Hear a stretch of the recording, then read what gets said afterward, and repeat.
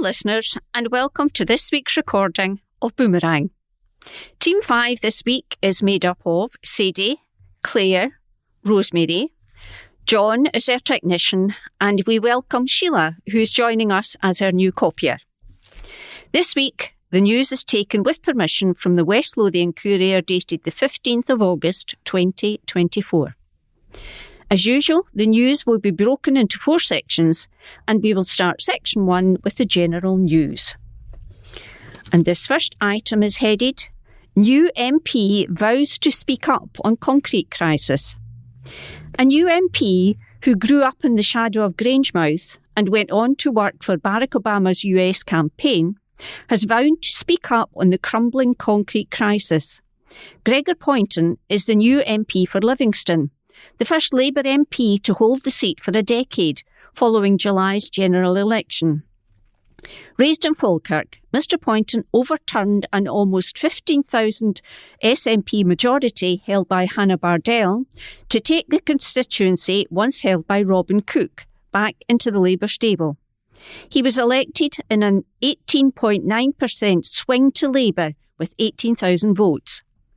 Speaking to the Courier this week, the newly elected MP said his priorities were improving healthcare facilities and fighting to fix the crumbling concrete crisis, which had been acutely felt in West Lothian long before it hit national headlines. Before entering Parliament, Mr Poynton worked in public relations and campaign management, including working for the campaign team that helped elect Barack Obama. His early life in Falkirk shaped his political views.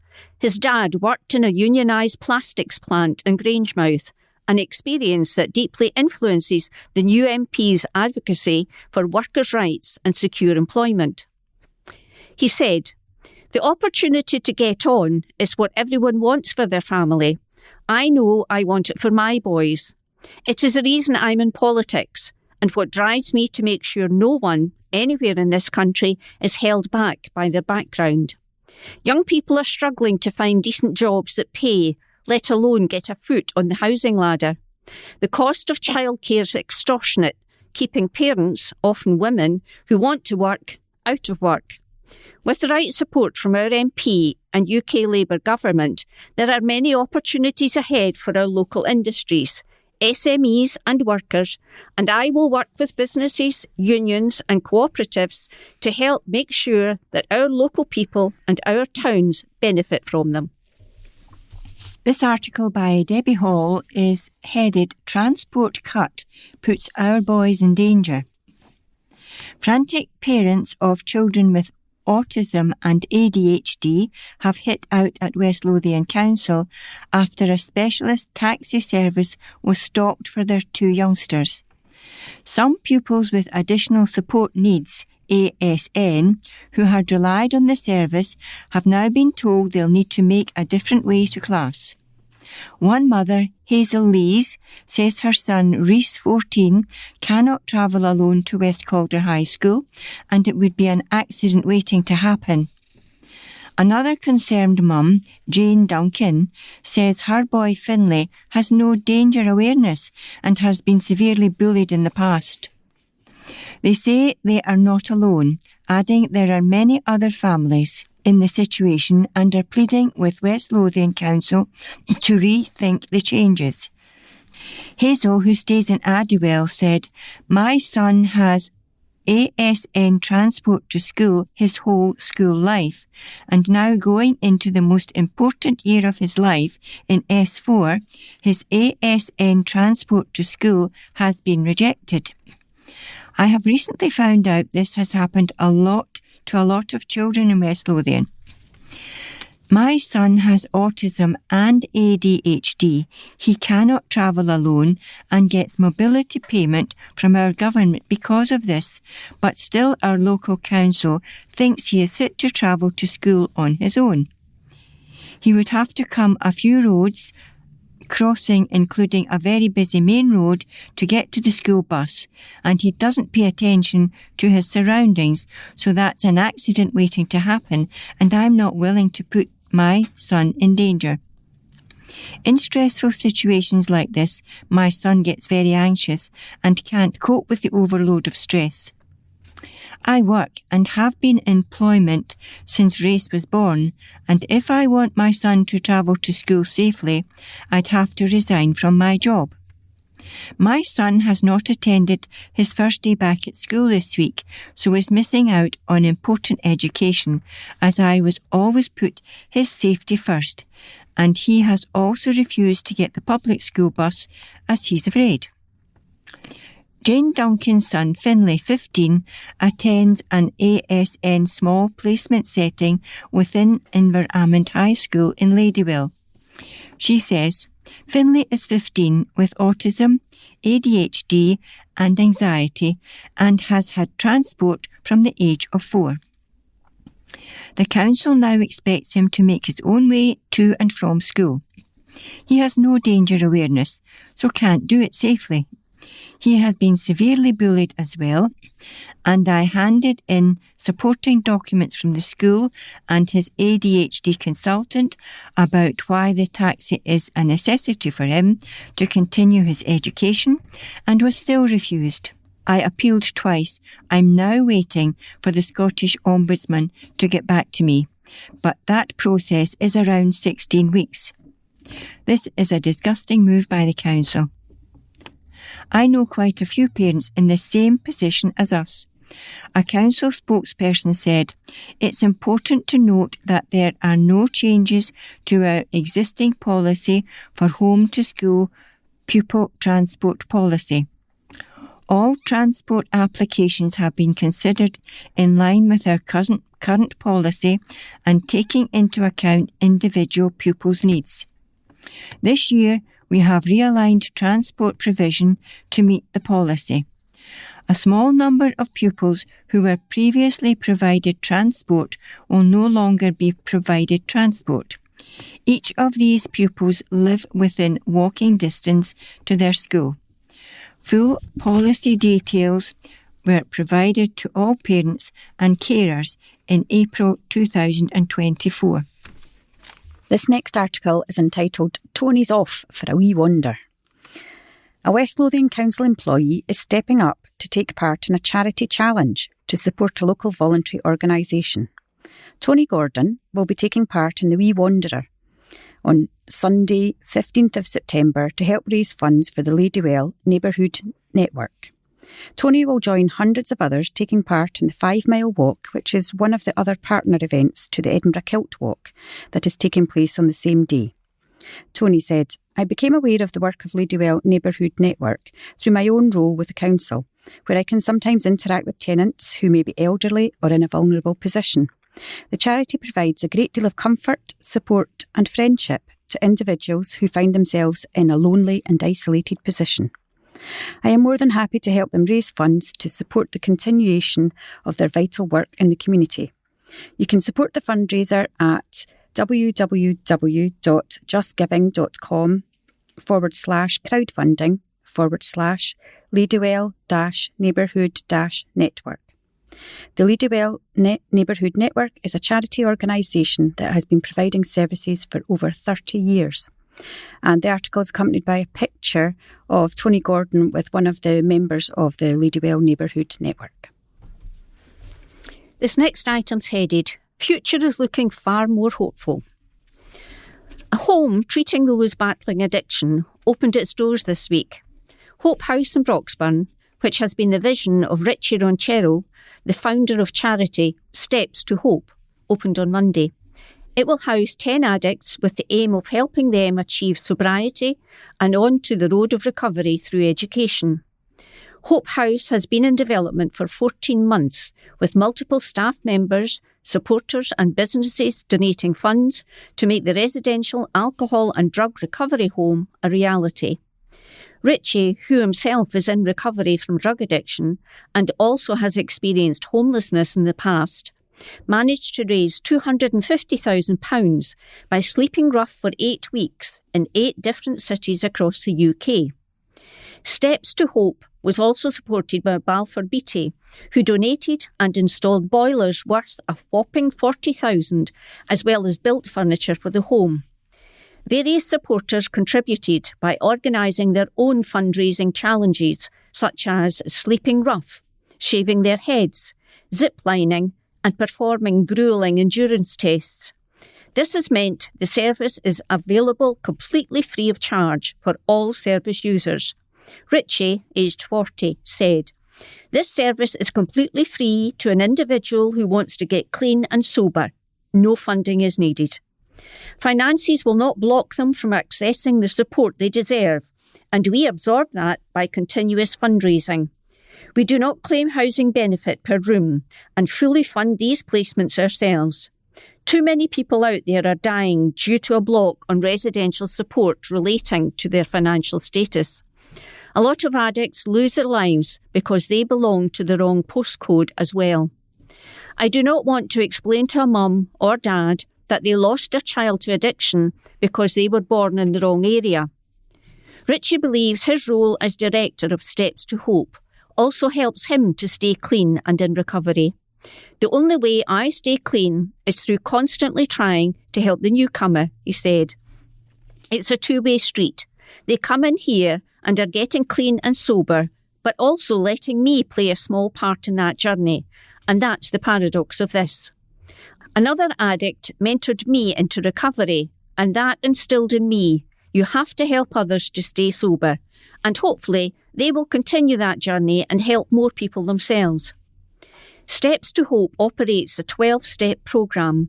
Those using the new Hope House will be able to access support over a long period of time. "This is the charity's 10-bed residential recovery programme," Richie continued. "We ran this programme in Edinburgh for 2 years and had success with a lot of people entering recovery. But we were renting our premises and there was a fear that we could lose it.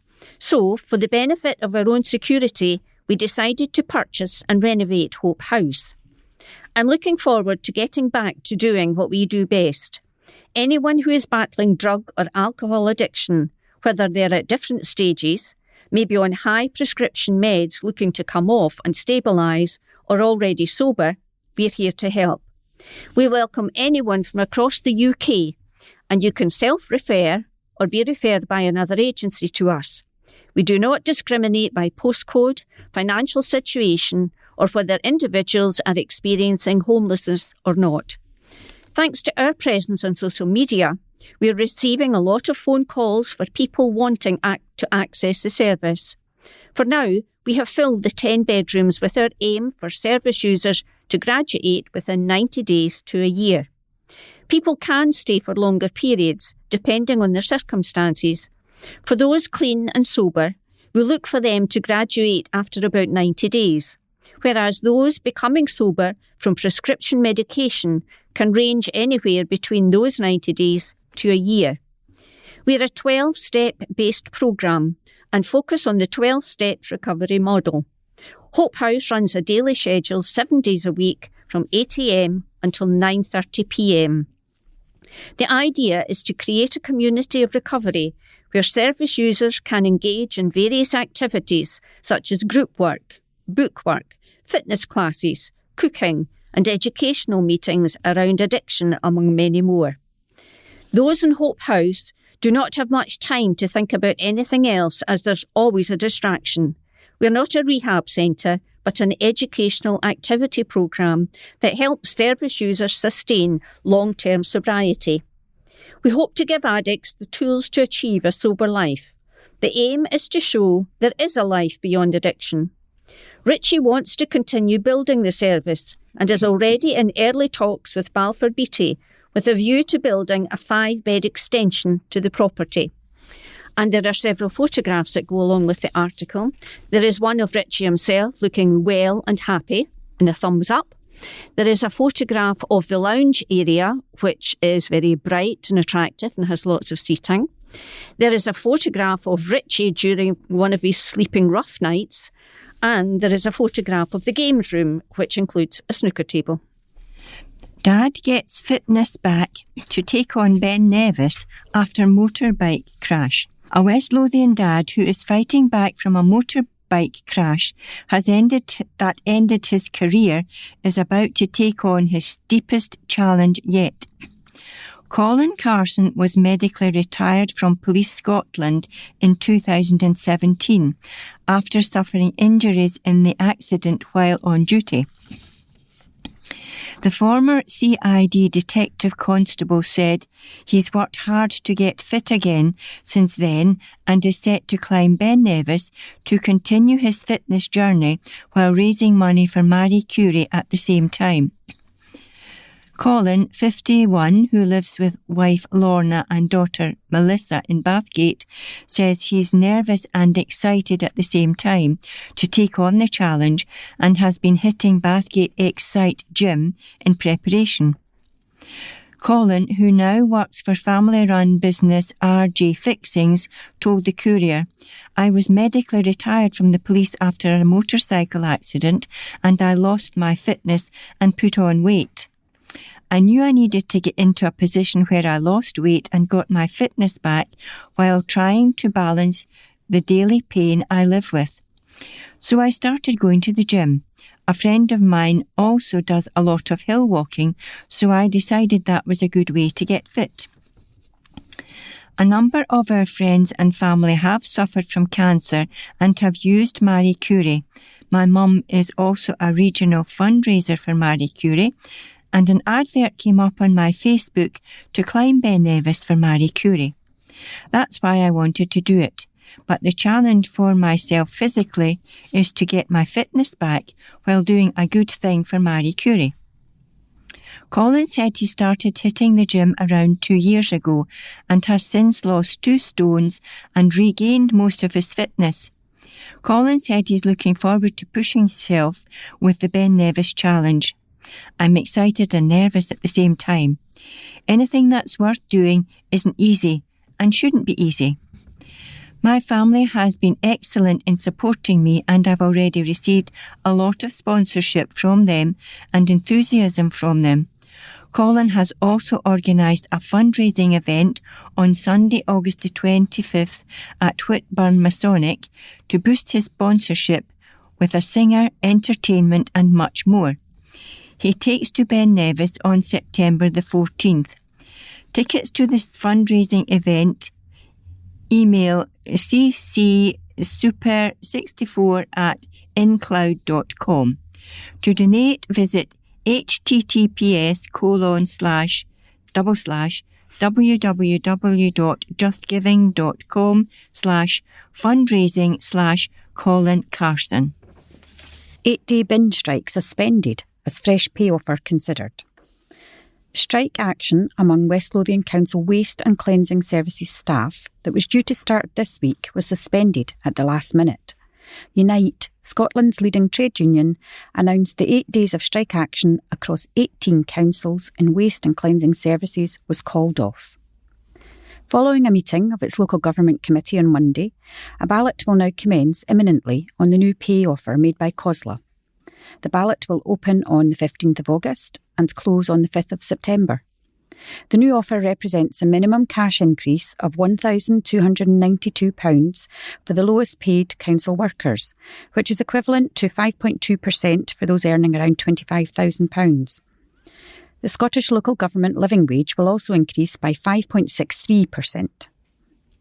Graham McNabb, Unite's lead negotiator for local government, said, "Unite members across all of Scotland's councils should be applauded for standing firm. They have remained resolute in an effort to secure a fairer and better pay offer. We believe that the new pay offer is credible. For the first time in years, it will mean all council workers receive an above-inflation increase. Unite will now suspend the 8 days of strike action so a ballot can take place on the new offer. A minimum increase of 67 pence an hour, or 3.6%, whichever is better, will be applied to council workers if the offer is accepted. This amounts to an average 4.24% increase for a 1-year period between the 1st of April 2024 and 31st of March 2025. The COSLA offer now lifts the minimum pay increase above the offer made to council workers in England, Wales and Northern Ireland by the National Joint Council, which was a key red line for Unite in Scotland. The COSLA offer represents a significant improvement on the initial one made in May. This offer amounted to 2.2%, running from the 1st of April to the 30th of September, and 2% for a 12-month period running from the 1st of October 2024 to 30th of September 2025. A further 3.2% pay offer was also rejected outright by Unite in July. The broader rate of inflation, RPI, stood at 3.3% in April, which means that every council worker will receive an above-inflation rise for the first time in years if the offer is accepted. And it's accompanied by a picture of rubbish strewn across the pavement. This next item's headed, Shoppers shortchanged by loaves in West Lothian store. Council Trading Standard officers found a West Lothian store wasn't using its loaf and shortchanging customers. During market surveillance carried out by West Lothian Council's Trading Standards team into legal metrology, short-weight loaves were found for sale at a national retailer's. The batch containing these loaves were found to be as much as 10 grams short of the declared weight of 800 grams. This find highlighted the important role that trading standards play in ensuring customers receive the quantity they pay for. In this case locally, the detriment could have been hundreds of pounds to customers. The local store was able to offer the loaves at a reduced price to prevent waste of food occurring. Ongoing investigations are continuing with the national producer to prevent this loss to consumers in the future. A council spokesperson said, "Though a slice of bread or two short in a loaf may seem inconsequential, if weights and measures were not inspected and regulated, this could lead to consumer detriment of above £500,000 for the British consumers in short-wave bread alone per day." For more information on the work of trading standards, please visit www.westlothian.gov.uk/trading standards. This article is about Spark in the Park. The sun shines for Spark in the Park. It was a glorious day for the annual Spark in the Park event at Craigshill. The day, organised by local charity Spark, offered something for the whole family to enjoy. There was live music staged that included a fantastic Taylor Swift tribute act, inflatables and soft play, face painting, a storytelling tent, kids' silent disco, tarot reading, birds of prey and so much more. The charity posted on Facebook after the event, "What an absolutely amazing day at Spark in the Park." The event was a huge success and it was incredible to see so many people turn up and have a great time. Thank you to everyone who made it possible. And there are a lot of pictures, people enjoying themselves in the sunshine. There's a picture of Ronan Keating out there doing his stuff. There's a picture of a shaved head with a happy birthday message painted on it in various bright colours. And that brings us to the end of part 1. Welcome back to part 2, which begins with the intimations and then continues with the general news. This week, there is only one intimation. McCarthy William, known as Bill, West Calder, peacefully at Tippett Hill Hospital on the 25th of July 2024, aged 86. Bill, beloved husband of the late Christina McCarthy, much loved dad, granddad and great-granddad, sadly missed by all family and friends. Funeral service was at West Kirk, West Calder on Friday the 18th of August and thereafter to Burngrange Cemetery. This next article by Debbie Hall is entitled Pause for an Evening with Lovely Axel. Dogs Trust West Calder is inviting you to an exclusive series of Pause for an Evening with events, where the stars of the show are not actors or TV personalities, but fabulous poochies. The dogs will dazzle with their good looks, charm and charisma as they take centre stage for the night, so you can hear everything about them as they patiently await their forever home. The first event, Pause for an Evening with Axel, will take place on Tuesday the 20th of August between 6 and 7 p.m. at the Dogs Trust West Calder. It Taking centre stage for his moment in the spotlight is Axel, a 9-year-old Vaimanara, who is affectionate and loyal and loves nothing more than being involved in family activities.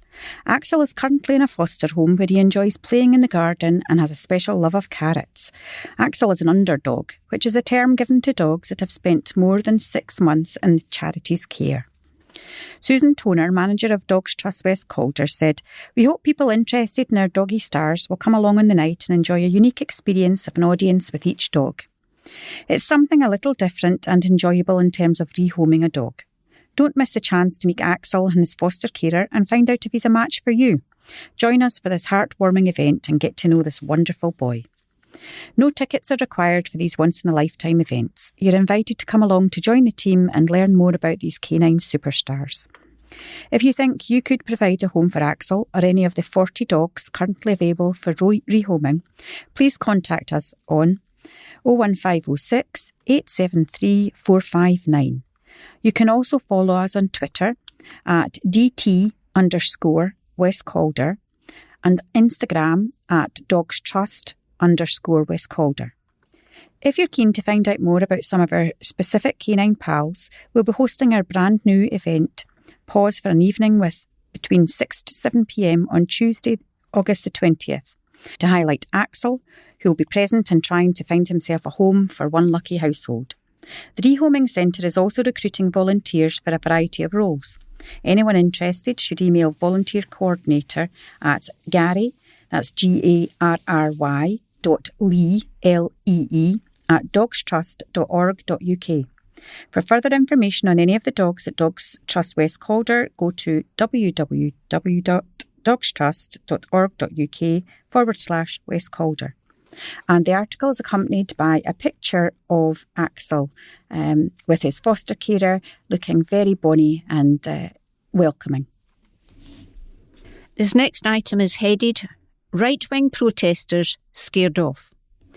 An anti-racism group claims they scared off far-right protesters during an event at a hotel housing asylum seekers in West Lothian last week. Around 150 people turned up at the Cairn Hotel in Bathgate at around 6 p.m. on Friday to defend refugees, asylum seekers and immigrants. The hotel is currently being used to house asylum seekers, and word spread during the week that far-right groups were set to hold a demonstration outside. However, locals mixed with activists and trade unionists arrived in numbers to take their place outside the hotel. They claim only 5 anti-immigration protesters turned up and quickly left. Stand Up to Racism Scotland said, "Bathgate defends refugees, asylum seekers and migrants. A pathetic show of 5 people were scared off by around 150 anti-fascist protesters." Former Labour MSP Neil Finlay thanked the local community for turning out in strong numbers. He said, "Thanks to all the trade unionists, anti-racist campaigners and members of the public who came along to show support to the refugee community at the Cairn Hotel. Solidarity and compassion will always defeat hate and division." West Lothian Trades Council said, "Thanks to all the trade unionists, anti-racist campaigners and members of the public who came along to show support to the refugee community at the Cairn Hotel in Bathgate." The UK has been rocked by a series of protests and riots after 3 children were killed at a Taylor Swift dance event in Southport.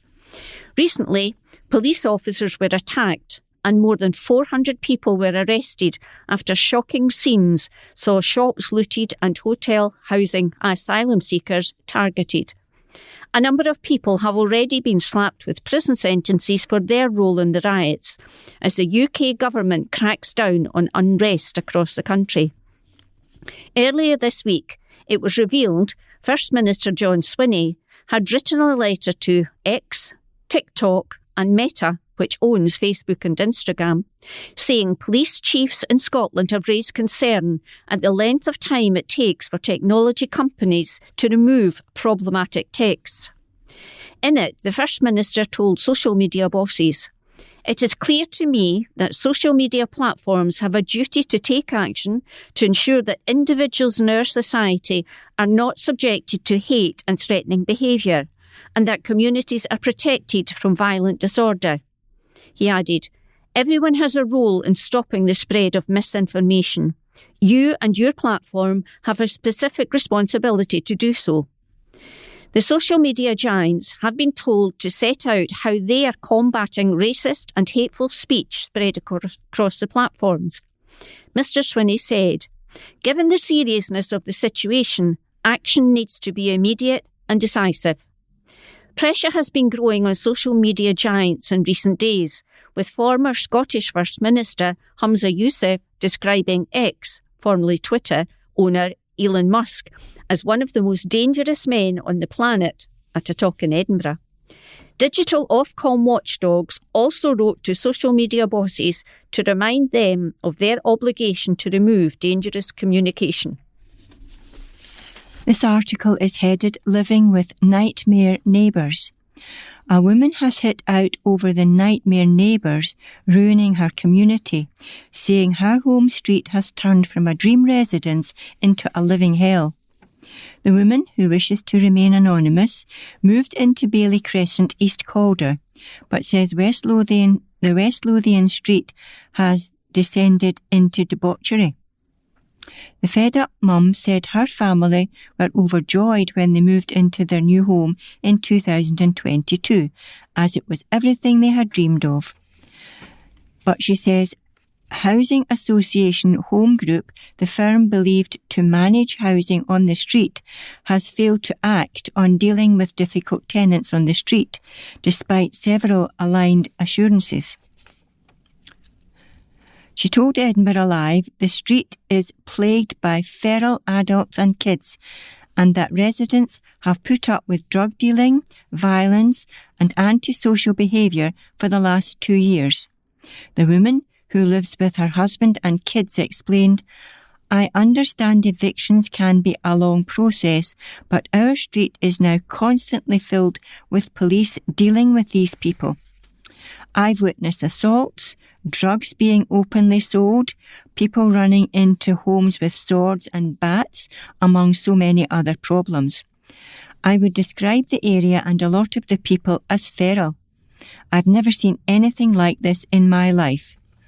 People who cause trouble, they have become confident because nothing happens to them. The police come out all the time, but antisocial behaviour is becoming more regular. I look out my window and see cars pulling up before being handed drugs. A couple of days ago, a neighbour of mine had 2 men and a woman enter her home with a sword. Several months ago, I saw 2 brothers violently fighting in the street.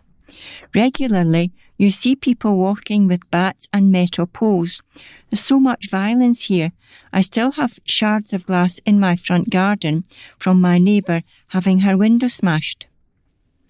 The worried mum, who has 2 stepkids, also claimed that the street has been riddled with litter problems, as well as cars being scratched and children ripping apart communal bushes and trees. She said she has considered moving home but does not want to give in to those who are destroying her community. The mum added that she is fearful for her children's safety due to the rise of alleged violent behaviour on the street. She said, "We have 2 children in the home, and regularly my stepchildren as well. My oldest son doesn't go out anymore. I have to keep a closer eye on them when they should be allowed to go out and make friends without fear. They cannot be kids because of some of the neighbours. I do not feel safe here. We had someone at our door off their face once, abusing us, and this made me fearful to leave my home. I'm worried one of us could get hurt. This is not a good place for children to grow up, as they cannot enjoy their freedom. I've spoken to neighbours and a lot of them do not want to live here anymore, as the street has a reputation. We came home from holiday and our car was scratched. We constantly live in fear. The street's disgusting and I've never seen anything like this in my life. We do pay a service fee which is included in the rent for the street to be maintained, but it is a dump. Karen Westoncroft, Head of Services Delivered at Home in Scotland, said, "We are sorry to hear our customer is experiencing antisocial behaviour. We are aware of the issues and have been working with West Lothian Police to tackle problems on the estate. We encourage our customers to report any and all antisocial behaviour they see to us or the police so that we can build up the necessary evidence to take legal action against those perpetrating the behaviour. We have written to customers in respect of children's behaviour, and any criminal damage should be reported to the police. Our customers deserve to live in safe and happy homes, and we are committed to working with partners and doing everything in our power to tackle reports of antisocial behaviour." Edinburgh Live says Police Scotland have been approached for comment. This next article is all about the schools returning this year and is accompanied by lots and lots of beautiful pictures of brand new P1 pupils, all grinning, ready for their first day at school. So the article is called First Day at School. Hundreds of excited West Lothian pupils were either starting out on their school journey or heading back to class after the summer holidays. Many kids were looking forward to starting Primary 1 as their emotional parents looked on, whilst older students were getting ready to take the big step up to secondary school. For others, it was just business as usual as they went back to school after the school break. If you would like to see your child's picture in the paper, just email debbie.hall@reachplc.com. And this next item is a chance for you to win a tasty treat. The heading is Win a £25 gift card to spend at the Centre. It's easy to enter a great contest. The Centre Livingston, which is one of Scotland's largest shopping malls, has over 150 of your favourite shops, including Rituals, River Island, H&M, and lots of fantastic places to eat, including Nando's, Stack and Still, Wagamama, and Five Guys.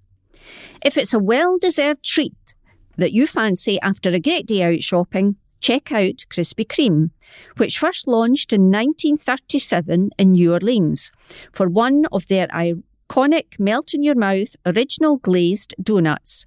There's also some newly launched donuts, including the Cinnamon Swirl, Strawberry Sprinkles, and Blueberry Bubble Bliss, which you can buy individually or add to a mixed dozen to share with family and friends. If you want to sit back and savour the taste with a hot or cold drink, there's a wide range to choose from, like the caramel iced coffee, strawberry cream shake, and mochas and lattes. The Centre Livingston, which is a one-stop shop for everything you could possibly need and a great place to spend a day out, is giving one lucky reader the chance to win a £25 gift card, which can be redeemed in over 90 stores and all the restaurants. To enter, send your answer to the competition question below to debbie.hall@reachplc.com. And the all-important question is, when was Krispy Kreme founded? Put on your kilt and smile.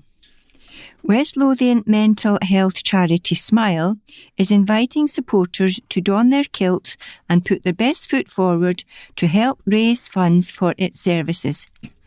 Smile counselling staff and volunteers will be at the Edinburgh Kilt Walk on September the 15th. The charity provides mental health support and services for young people aged 11 to 24. Staff offer a range of counselling service, including face-to-face counselling sessions at its office in Livingston and also across schools in West Lothian. A spokesperson said, "We're excited to announce that Smile Counselling will be taking part in the Edinburgh Kilt Walk on Sunday, September the 15th.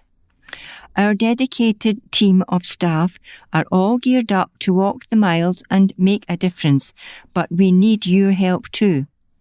Whether you're up for a leisurely stroll or ready to tackle the longer route, every step you take with us will help raise vital funds to support young people across West Lothian.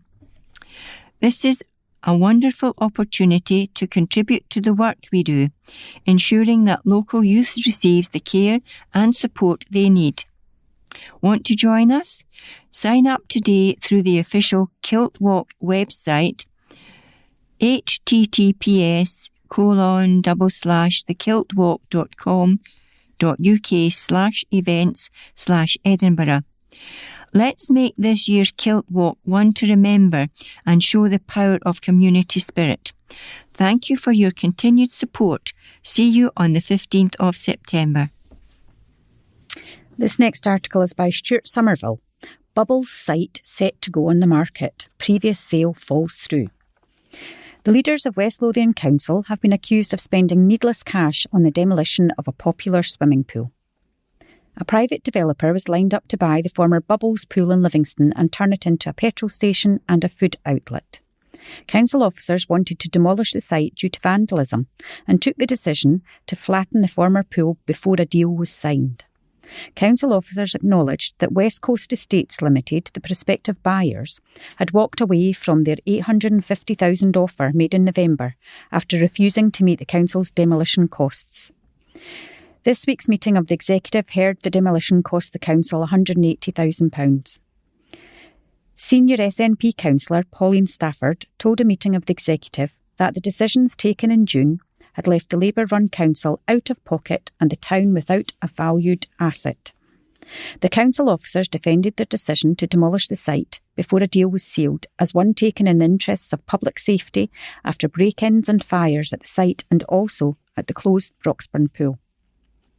The site was destined to be redeveloped as a filling station and a food outlet by West Coast Estates Limited. No plans were submitted. The decision on disposal had been delegated by the executive in November last year. The report submitted to this week's meeting of the executive recommended returning the site on the open market to secure the best price available.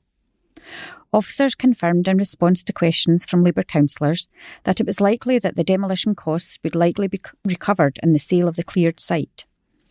However, Councillor Stafford said, "It's more about the processes. This goes back to transparency. The decision was taken to demolish without reference to the members. What's ultimately failed here is that we are out of pocket in the public purse and the community short of a valued asset that was very important for our leisure and well-being." Scott Hughes, the council's strategic property asset manager, told the meeting that he had taken the decision to press ahead with demolition on the night he attended the blaze at the closed pool in Broxburn after the initial blaze in Livingston. Fire and police officers had also raised their concerns about the vacant buildings being targeted.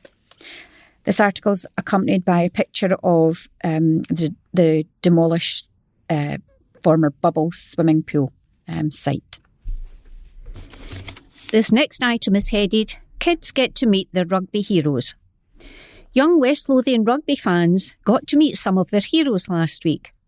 Linlithgow Mains Park was the venue for Rugby on the Road, where kids could watch training and meet the Edinburgh rugby squad throughout a day of community fun. Locals were able to see the Edinburgh players train live and got a glimpse behind the scenes. They also got to watch the players as they were put through their paces with a special 45-minute training session. Children were also able to meet their Edinburgh rugby heroes at a player signing session and heard from Edinburgh coaches and players as they chatted through the session and looked ahead to the new season. It was a fun-packed day for all. And there are several photographs to go with the article. Some of them we can see the players signing autographs for some very happy, excited children. And there is one where the children are joining in one of the training sessions. And there is another, one of the players chatting to a wee girl with some beautiful little spaniels. Police hunt 3 men after serious attack in Whitburn. Officers are appealing for information following a serious assault in Whitburn. The incident happened around 5:45 p.m. on Friday the 9th of August on Park Lane. A 44-year-old man was taken to hospital for treatment. The first suspect is described as being white, of heavy build, around 5 foot 8 tall, with short grey hair. He was wearing blue jeans and a blue top. The second suspect is described as being white, around 40 years old, 5 foot 10 tall, with short dark hair, of medium build and wearing dark clothing. The third suspect is described as being white in his 30s, around 5 foot 6 tall, of slim build. Detective Sergeant Tony Gilhooly said, "Our inquiries are ongoing and we are appealing to anyone who may have witnessed anything to contact the police. We also ask anyone with private CCTV or dashcam footage of the area at the time to come forward. Anyone with information is asked to contact police on 101, quoting incident 2893 of August the 9th, 2024. Alternatively, you can contact Crime Stoppers anonymously on 0800 555 111. Space available for stallholders at market and car boot sale. Bathgate Market and Car Boot Sale is calling all stallholders to get involved in the popular event. The market has space available for you on any of the following Saturdays, the 17th, the 24th and 31st of August. Also the 7th, 14th, 21st and 28th of September, and the 5th, 12th, 19th and 26th of October. It runs every Saturday from 9 a.m. to 2 p.m. with trader arrival between 7 and 8 a.m. Located in Bathgate, behind Argos off Whitburn Road, the market is known for its lovely, friendly atmosphere and great community spirit. Pitches start at just £30, with discounts available to new businesses, and they offer free pitches for charities. The weekly market returned to Bathgate last year on a permanent basis after a trial run was hailed as a huge success, which helped to boost trade in the local area. After drawing in thousands to the town in 1 month alone, Lucy Lawson, who runs Unicorn Markets, won approval from West Lothian Council to bring the market back as a Saturday fixture throughout the year. Since then, it's become a highlight of the local calendar, organising special events for Halloween, family fun days, night markets and much more, offering a unique way for local sellers to spread the word about their goods. For more details or to book your pitch, email unicornmarketscotland@gmail.com. And that brings us to the end of part 2. Welcome back to part 3, which begins with the quiz. Remember to listen at the start of part 4 for the answers to the quiz. OK, here we go. Brains engaged. Question number 1. Which food item is named after former First Lord of the Admiralty, John Montagu? A. Hamburger. B. Sausage. C. Sandwich. Number 2. Which UK government securities introduced in 1956 entitle the holders to participate in a prize draw? A. Premium bonds. B. Prize bonds. C. Lottery bonds. Number 3. Which English artist painted The Leaping Horse? A. Francis Bacon. B. John Constable. C. Thomas Gainsborough. Number 4. Which small independent republic is an enclave in Italian territory in the Apennines near Rimini?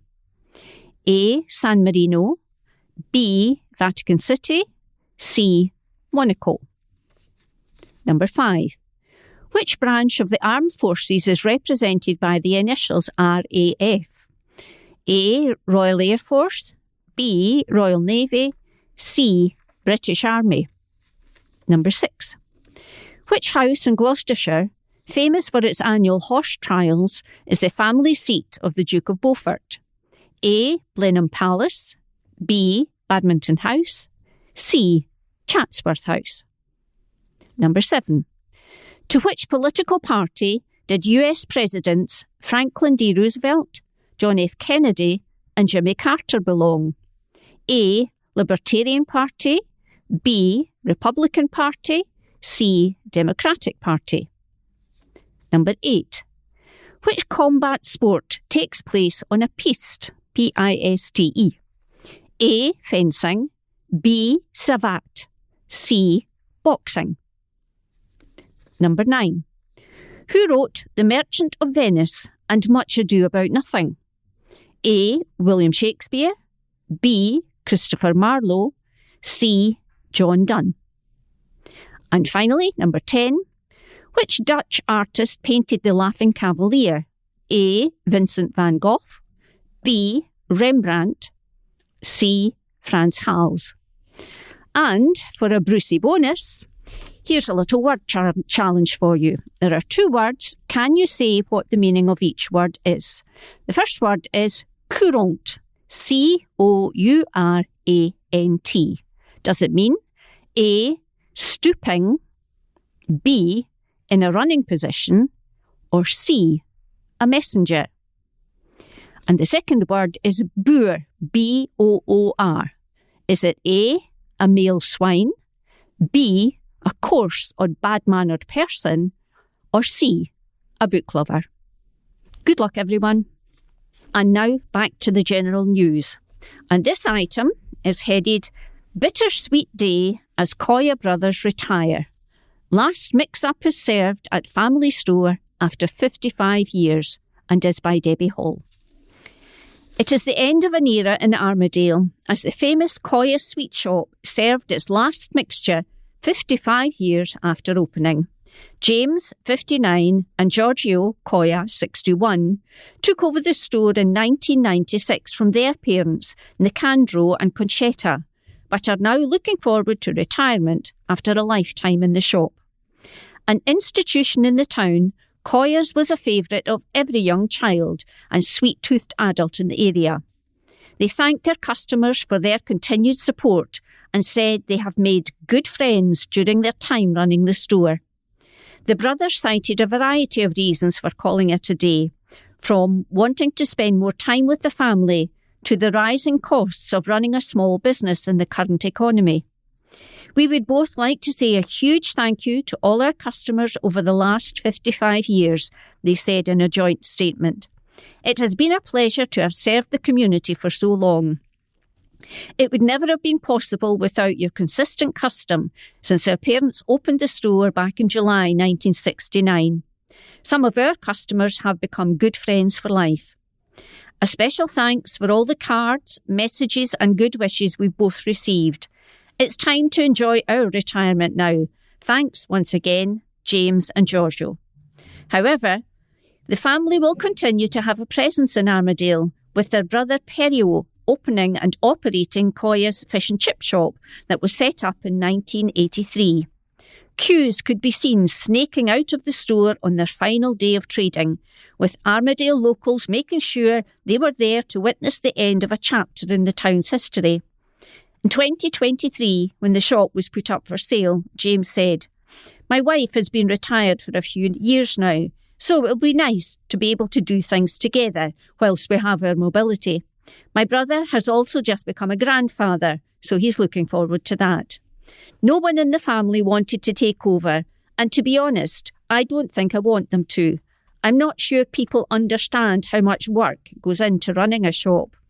And there is a photograph of the brothers surrounded by jars and jars and jars of sweets. This is an article by Debbie Hall. Free mental health event is biggest in region. West Lothian NHS staff are encouraging everyone to join them at the largest mental health event in central Scotland. The West Lothian Community Mental Health Team have organised a Mental Health Day event on October the 10th. The message for the event is Together for Mental Health. Every voice matters, and there will be over 40 information/advice stands offering services including addiction support, youth services, personal health checks, benefit advice, sexual health, education, parental support, lifestyle advice, employment advice, mental health support, free holistic therapies, plus much more. Organiser Lindsay Wood explained, the mission of the event is to bring as many statutory, voluntary and charitable organisations together as possible under one roof. The event is free for all and we would like to encourage as many members of the public along as possible. The event will cover all aspects of health across the lifespan, from birth to old age. The ethos is Together for Mental Health. Every voice matters. The event will run from 10 a.m. to 2 p.m. in the main hall, Strathbrock Partnership Centre, Entrance B, 189A, Main Street, Broxburn. For more information, contact Lindsay Wood at nhs.scot or dawn.armstrong@nhs.scot. Gas leak sparks rush hour chaos. A gas leak in Livingston caused rush hour rail chaos on Monday after a busy line was forced to close. Following the incident in the West Lothian town, the line between Edinburgh, Waverley and Bathgate had been shut with replacement buses scrambled for most of the day. Scottish Gas Network staff were called to repair the broken pipe causing the leak in Knightsbridge after locals reported the smell of gas. A spokesperson for the Scottish Gas Network said on Monday, "We're responding to a gas escape on a medium pressure pipeline along the Mosswood footpath in Knightsbridge, Livingston. For safety reasons, the railway line is closed between the stations of Livingston North and Uphall. We're very sorry for the inconvenience to train passengers." Network Rail Scotland said, "Due to a gas leak near Livingston North, we've had to close the railway between Bathgate and Edinburgh Waverley. Scottish Gas Network are working to repair the leak, but we don't have a time scale for the line to reopen. We'll share another update at 10 a.m. A spokesperson for ScotRail added, "We have buses running between Bathgate and Edinburgh Park in both directions. We have ticket acceptance in place with Edinburgh trams between Edinburgh and Edinburgh Park." This next item is headed Hamstring Injury Thwarts Jake's Bid for Olympic Glory and is by Andy McGilvery. Linlithgow athlete Jake Whiteman was left broken-hearted as he was forced to pull out of the Paris 2024 Olympics with a hamstring injury. The 30-year-old, who was born in England but moved to Linlithgow at a young age and represents Scotland, was a British 800-metre medal hope but was replaced by Elliot Giles. Whiteman, who was 2022 1500-metre world champion and won 800-metre silver at the European Championships in the same year, has missed 3 major events through injury. A foot problem stopped him from defending his world title in Budapest in 2023, and a calf injury forced him out of the UK Championships in June. This also meant he missed out on the selection for his favoured event, the 1500. Whiteman said before the Olympics that injuries wouldn't affect his ability to win a medal, but that has come home to roost. He said, "You don't lose the qualities you had. If you're not out there performing and showing what qualities you have, people forget about you. It's a nicer thing for me to be able to come in under the radar and not have this pressure of everyone expecting me to go and win or be the best in the world." Jake's coach, Jeff Whiteman, his father, said on Instagram, "Sometimes the margin between success and failure in sport is very fine. Jake had been running well in training, with form suggesting readiness for 3 hard rounds at 800 metres. Unfortunately, the tightness in his right hamstring that he felt in the closing stages of the final rep was scanned and revealed a tear. He is out of Paris 24. It is a huge disappointment and overload issues are down to me. It's an opportunity now for Elliot and best wishes to him at his 3rd Olympic Games." The 800 metres took place on Saturday, and there is a photograph of Jake looking suitably disappointed. This is an article by Angus McGregor. Lionesses are hit for 6 on opening day. Livingston women fell to a heavy 6-2 defeat in their SWPL2 opener at Hamilton Accies on Saturday. A Lauren Evans double was scant consolation for the West Lothian club against a rampant Accies side at New Douglas Park. Livingston boss Paul Gregg handed competitive debuts to new signings Rachel Perry, Summer Laird and Mia MacArthur, whilst Erin Burns made her second debut. Aki's fired an early learning sign to the Livy backline as a fantastic ball from Melissa Reid was met by Josie Giard, but her effort flew narrowly wide. Giard turned creator as Aki's opened the scoring in 16 minutes, cutting back for Lauren Kerr to fire in. Erin Burns was denied a leveller by an offside flag before Reid dismissed at the other end. Evans levelled for Livingston on the half-hour mark, rising highest to direct a header into the net following a MacArthur corner. However, Aki's regained their lead before half-time when a corner landed at the feet of Hannah Coakley, with the captain rifling high into the net. Coakley added her second and Aki's third shortly after the interval, and Livy's misery was compounded as Giard capitalised on a mistake to make it 4-1. Sophie Townsley and sub Erin Brown added gloss to the 6-1 scoreline. Evans headed home a late consolation and was denied a hat-trick with a header that was cleared off the line on a disappointing day for the Lionesses. Rachel Walkingshaw struck the bar late on for Livingston as they tried for a third. Livingston will need to dust themselves down before hosting Boroughmuir Thistle on Sunday kick-off 4 p.m. Council back plans to extend and improve facilities at Bathgate and Whitburn Excite. West Lothian Council has pledged to support West Lothian Leisure's plans to become financially sustainable. Council Executive have backed proposals that would allow the local sport and leisure charity to extend and improve their gym facilities at the Bathgate and Whitburn Excite venues at its meeting this week.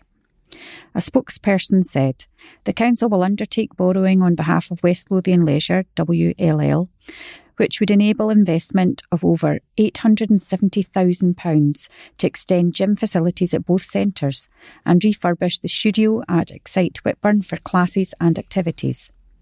This would allow West Lothian Leisure to grow its membership and customer base, improve the customer experience at these sites, increase physical activity, participation levels, and generate more income going forward as they aim to become fully self-funding by 2028.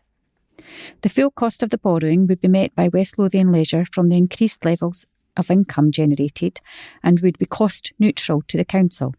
A funding package of over $2 million for West Lothian Leisure for 2024-25 was approved by West Lothian Council earlier this year to support sport and leisure for West Lothian residents. This package includes a reduction in funding to West Lothian Leisure of £250,000 for this year, with further reductions planned annually up until 2027-28. And it's accompanied by a picture of one of the Excite centres. And this next item is also a sports item. It's headed, Lions Welcome Break. Boss happy to slow down after Queen's Park draw.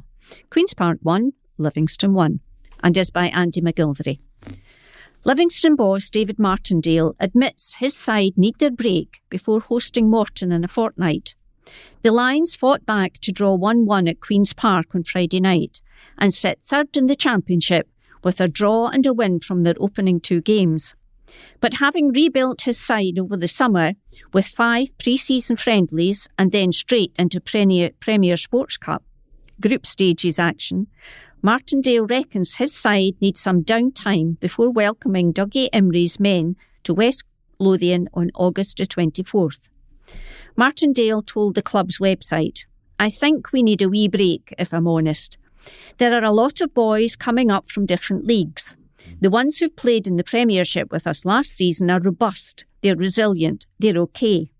But boys like Matty Clark, Dan Finlayson and wee Ollie Green, coming from the under-21 boys coming from non-league England, I think you can see it's catching up on them a wee bit. It's not as easy as it might seem.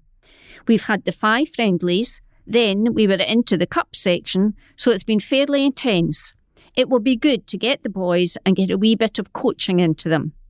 Martindale felt Livingston were the better team, but conceded a sloppy goal to Zach Rudden in 36 minutes and showed character to level through Matty Clark in the hour. He said, "Up until the goal, I thought we dominated a lot of the game. Lacked a wee bit of penetration at times, but I think you're going to find that in a lot of games this season. It's déjà vu, going back to the League One days, and this is kind of how it felt. You've got to earn the right to score. We've done it to teams over the years. We gave away a slack goal, then lost our way for 10 minutes. They get a bump in confidence, we probably get a bump in the opposite way. I thought in the second half we were the better team. There was more intensity to the game. When you've got good control in games, you lose a wee bit of intensity sometimes because you're so secure in possession, so you lose a wee bit of penetration, a bit of intensity. I think we've got to do more in the final third with possession than we had in the first." I asked a different question of us when we went a goal behind. What have we got? And I think the boys showed some character. Martindale added, "We've got to be a bit more clinical in the final third, and I think we've got to defend the one they scored a lot better. But I think we're still in the early stages of a group growing together." I was fairly happy with their resilience, how they bounced back getting the goal, applying pressure, and I thought there was a lot more intensity to the second half. Hopefully the fans can see what we're trying to do. I'm disappointed we've not picked 3 points up, but I thought Queen's Park made the game really difficult for us. We've got to find a way to win, and that's how the game went. This again is about Livingston, and it's by Andy McGilvery. Livingston star Andrew Shinney says the Lions want to be relentless and turn their stadium into a fortress this season. The Lions are looking to bounce back into the Premiership at the first time of asking and have taken 4 points from their opening 2 games, following up a home win over Dunfermline with a 1-1 draw at Queen's Park on Friday night. Shinney, who is on a second spell at the club, having initially left at the end of last season, is delighted to be back and hopes to play a major role in Championship success. Livingston aren't in action again until they host Morton on August the 24th, and former Rangers, Inverness and Birmingham City midfielder Shinney said, "We want to get 3 points. We want to be relentless this season. We want to be on the front foot and take games to teams. It will be a tough game, every game will be. I know we've come down from the Premiership, but we don't have any right to just turn up and win games of football. It's going to be really difficult. Teams will make it hard for us. Morton will be no different, and obviously we know ex-Livy coach Dougie Imrie well, and he gets his teams organised. But it's a home game. We want to make it a fortress and make it difficult for teams coming here. We'll rest up, train well for Morton and try and get the 3 points." Livingston fought back from 1-0 down to a Zach Rudden strike in 36 minutes with a goal from Matty Clark on the hour, and Shinney felt they could and should have taken more from it. He said, "We thought we started the game well, and up until they scored, I thought we were probably the better team and looked in full control. They scored, it was a sucker punch that probably rocked us a wee bit until half-time. But we're a fit, strong team, and though let's just come out and play the way we train every day and stick to the process. I thought we did that, just without enough cutting edge, but we got the equaliser and we'll take the point. I thought we were the dominant side and played quite good, controlled football at times. We maybe huffed and puffed a bit in the final third, and up front we could have maybe been a bit better, creating chances. But I thought we were quite solid for most of the game. Ryan McGovern made a great block from a Rudden chance in the second half, and apart from that, I don't think they had too many chances. We'll take the point and move on." Shinnie rejoined Livingston late in pre-season but is enjoying life at the West Lothian Club. He said, "It has been great. It has been quite tough and I came in quite late in the pre-season, so it's just trying to get the match fitness up." Motor up the league. Linlithgow Rose boss Gordon Herd has called for consistency so his side can motor up the Lowland League. Rose beat Gretna 2008 3-1 on Saturday, giving them 2 wins from 4 games, following a 4-3 defeat at home to Hearts B on Tuesday. With a visit to Cumbernauld Colts in the South Challenge Cup first round on Saturday and a trip to Celtic B the following Tuesday, Herd is looking for improvement. He told the club's website, "It will be a difficult one. The South Challenge is a big trophy and it's one we want to win.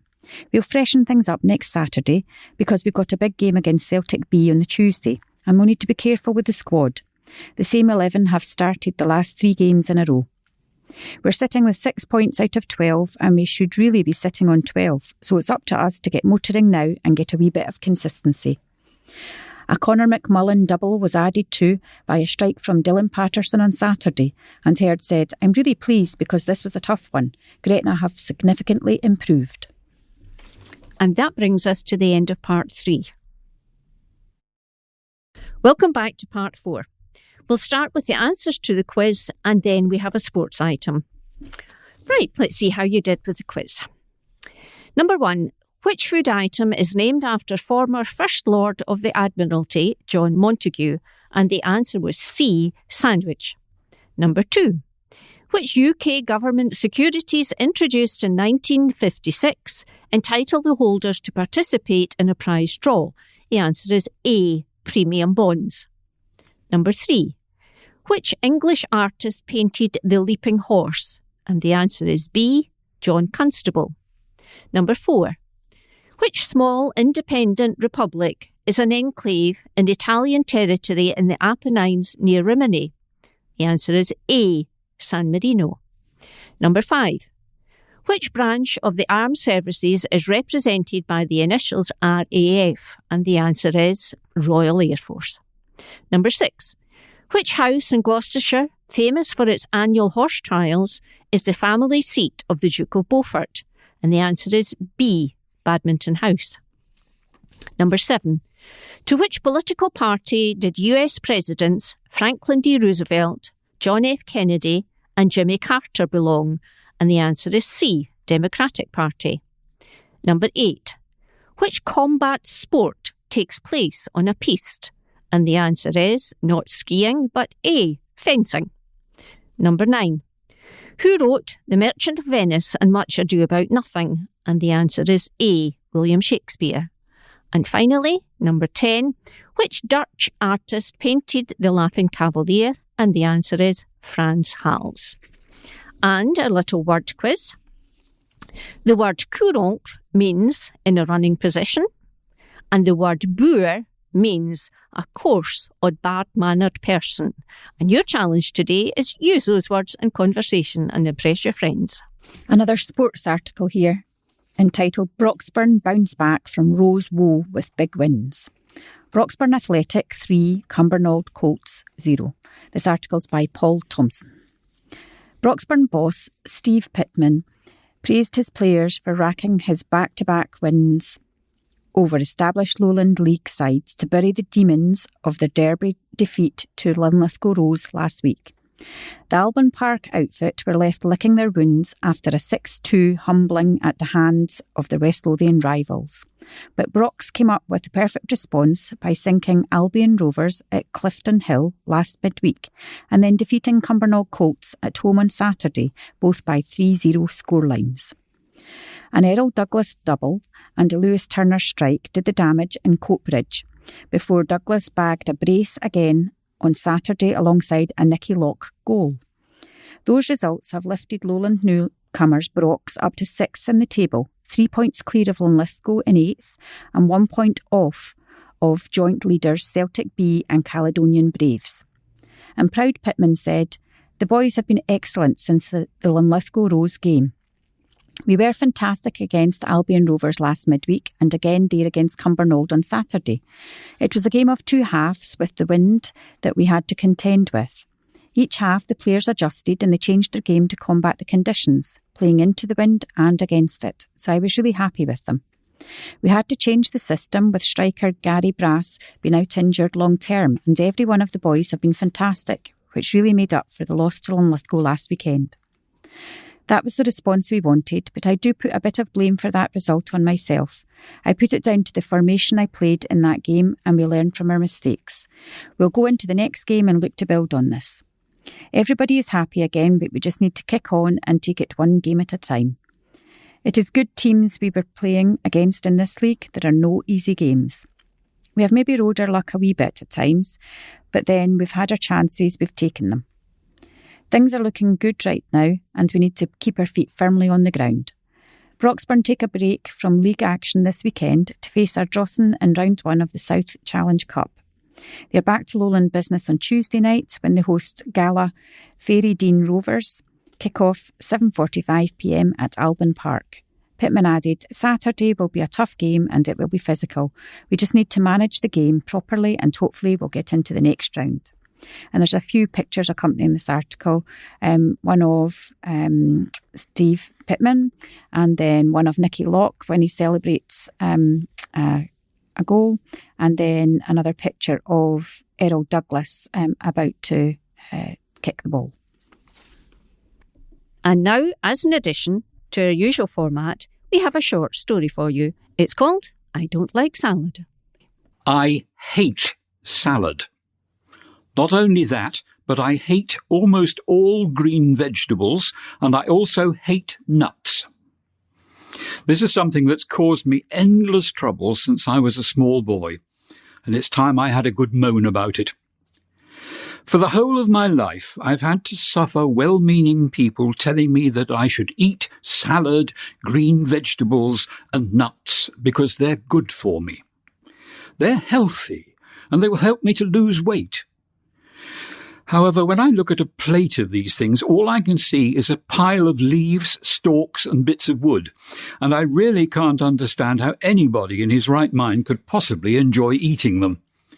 If I do force them down, I feel sick, or at the very least, suffer from violent indigestion. I know what you're thinking. You're thinking that it must all be my parents' fault. They should have insisted that from a very early age I try all kinds of food. This would have meant that I would have learned to enjoy everything, and there would have been no problem. Well, you're wrong. My parents did insist that I try everything, but it did no good. When I went to boarding school at the age of 11, things got even worse, because this was the kind of food we were given. It was a matter of eat it or go hungry. I often chose to go hungry. Boarding school also served to add to the list of other foods that I couldn't stomach. For instance, every Tuesday lunch consisted largely of chopped raw vegetables. Another featured leeks, great slimy strings of the things, which to me tasted like something you might dredge from the bottom of a pond. And then there was sago pudding. Do you remember that? The dreaded frog spawn. I vowed that from the time I left school I would never touch them again, and I never have. But it's salad that has always caused me the most trouble. You may wonder why my hatred of it has made life so difficult for me. Well, you have no idea how often it is that I'm invited out for a meal where the hostess has spent hours lovingly preparing the food. And what has pride of place in the middle of the table? Salad. A great big bowl of the stuff, all beautifully arranged and looking very colourful and artistic. My heart sinks. Now what do? Do I say, I'm afraid I don't eat salad and risk upsetting her? No, of course I don't. I take as little of it as I think I can get away with, and I manfully force it down, trying not to gag as I do so. For me, it's torture. Over the years, I've had to perfect the art of choosing anything else on the menu and accompanying it with the smallest possible amount of the salad. Even then I get into trouble. Have some more salad, they say. Oh, no, thank you, I lie. It was delicious, but I'm absolutely full. If I actually admit to the fact that I hate the stuff, I have to suffer the remarks and the unspoken suggestion that I'm odd or weird. I can see people thinking that there must be something wrong with me. They've obviously never met anyone else who didn't like salad, and they can't understand how anyone like me could possibly exist. I have to be very polite and avoid the temptation to say, if someone presented you with a bowl of witchetty grubs or camel's eyeballs and said, oh, you must eat them, they're very good for you, what would you do? There are not many advantages to living alone and having to do one's own catering. However, there is one. It means that I can avoid all the worries by simply choosing the foods I like. I don't have to face any criticism. Also, I apologise for the unworthy thought, but I can't resist a wry smile when I remember all the adults who have made my life difficult by insisting that I eat salad and green vegetables because they would make me healthy and live longer. Virtually all of those people are now long gone. I, on the other hand, am now 82 years old, and I'm still here. Well, I hope you enjoyed that little story. We've now come to the end of this week's recording. When you finish listening to the recording, can I remind you to place the USB stick back in the wallet, reverse the label so the cut corner is at the top right-hand side, and post back to us as soon as possible. Please remember, wallets should only be posted in a postbox. Please do not post them in a post office. So it's goodbye from members of Team 5. Until next time, stay safe and stay well.